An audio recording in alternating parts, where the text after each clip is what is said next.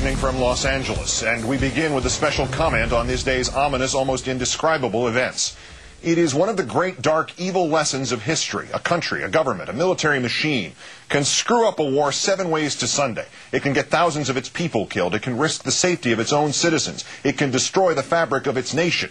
But as long as it can identify a scapegoat, it can regain or even gain power. The Bush administration has tonight opened this Pandora's box about Iraq. It has found its scapegoats, Hillary Clinton and us. The lies and terror tactics with which it deluded this country into war, they had nothing to do with the abomination that Iraq has become. It isn't Mr. Bush's fault.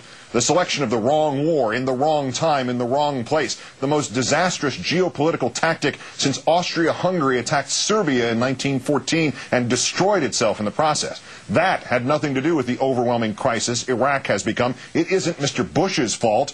The criminal lack of planning for the war, the total jump off a bridge and hope you can fly tone to the failure to anticipate what would follow the deposing of Saddam Hussein, that had nothing to do with the chaos in which Iraq has been enveloped. It isn't Mr. Bush's fault. The utter, blinkered idiocy of staying the course, of sending Americans to Iraq and sending them a second time and a third and a fourth until they get killed or maimed. The utter deprioritization of human life, simply so a politician can avoid having to admit he made a mistake.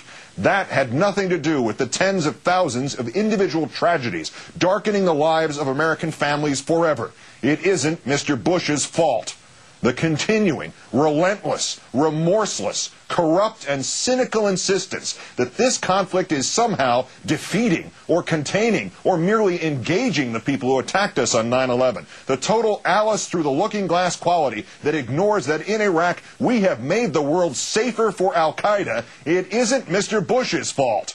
The fault, brought down as if a sermon from this mount of hypocrisy and slaughter by a nearly anonymous Undersecretary of Defense. The fault has tonight been laid on the doorstep of Senator Clinton and, by extension, on the doorstep of every American, the now vast majority of us who have ever dared to criticize this war or protest it or merely ask questions about it or simply, plaintively, innocently, honestly plead, "Don't take my son. Don't take my daughter." Senator Clinton has been sent, and someone has leaked to the Associated Press a letter sent in reply to her own, asking if there exists an actual plan for evacuating the U.S. troops from Iraq. This extraordinary document was written by an Undersecretary of Defense named Eric Edelman. Premature and public discussion of the withdrawal of U.S. forces from Iraq, Edelman writes, reinforces enemy propaganda that the United States will abandon its allies in Iraq, much as we are perceived to have done in Vietnam, Lebanon, and Somalia. Edelman adds, such talk understandably unnerves the very same Iraqi allies we are asking to assume enormous personal risks. A spokesman for the senator says Mr. Edelman's remarks are at once both outrageous and dangerous, and those terms are entirely appropriate and may in fact understate the risk the Edelman letter poses to our way of life and all that our fighting men and women are risking, have risked, and have lost in Iraq. After the South was defeated in our Civil War, the scapegoat was Confederate President Jefferson Davis, and the ideas of the lost cause and Jim Crow were born in that wake. After the French were beaten by the Prussians in 1870 and 1871, it was the imaginary Jewish influence in the French Army General Staff, and there was born 30 years of self-destructive anti-Semitism, culminating in the horrific Dreyfus case. After the Germans lost the First World War, it was the backstabbers and profiteers at home on whose broken bodies the National Socialists rose to prominence in the succeeding decades, and whose accused membership eventually wound up in torture chambers and death camps. And after the generation just before ours, and leaders of both political parties escalated and re-escalated and carpet-bombed and re-carpet-bombed Vietnam, it was the protest movement and Jane Fonda, and as late as just 3 years ago, Senator John Kerry, who were assigned the blame, the kind of blame which no rational human being could concur, and yet which still, across vast sections of our political landscape, resonates unchallenged and accepted. And now, Mr. Bush, you have picked out your own Jefferson Davis, your own Dreyfus, your own profiteer, your own scapegoat, not for the sake of this country, not for the sake of Iraq, not even for the sake of your own political party, but for the sake of your own personal place in history.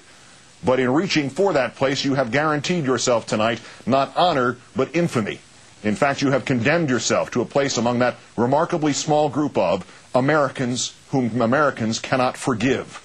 Those who have sold this country out and who have willingly declared their enmity to the people at whose pleasure they supposedly serve. A scapegoat, sir, might be forgivable if you had not just happened to choose a prospective presidential nominee from the opposition party.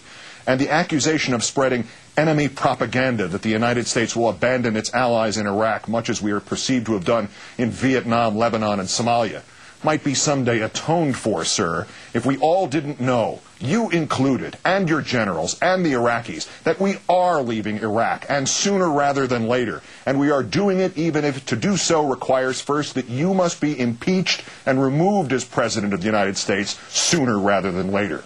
You have set this government at war against its own people and then blame those very people when they have said enough. And thus it crystallizes, Mr. Bush. When the Civil War general Ambrose Burnside ordered a disastrous attack on Fredericksburg in which 12,000 of his men were killed, he had to be physically restrained from personally leading the next charge himself. After the First Lord of the British Admiralty, Winston Churchill, authored and enabled the disastrous Gallipoli campaign that saw 250,000 Allied soldiers cut down in the First World War, Churchill resigned his office and took a commission as a frontline officer in the trenches of France. Those should be your new role models, Mr. Bush. Let your minions try to spread the blame to the real patriots here who have sought only to undo the horrors you have wrought here since 2002. Let them try that until the end of time, though the words might be erased from 1,000,000 books and 1,000,000,000 memories, though the world be covered knee-deep in your lies. The truth shall prevail. This, sir, is your war. Senator Clinton has reinforced enemy propaganda, made it impossible for you to get your ego-driven, blood-steeped win in Iraq. Then take it into your own hands, Mr. Bush. Go to Baghdad now and fulfill, finally, your military service obligations. Go there and fight your war yourself.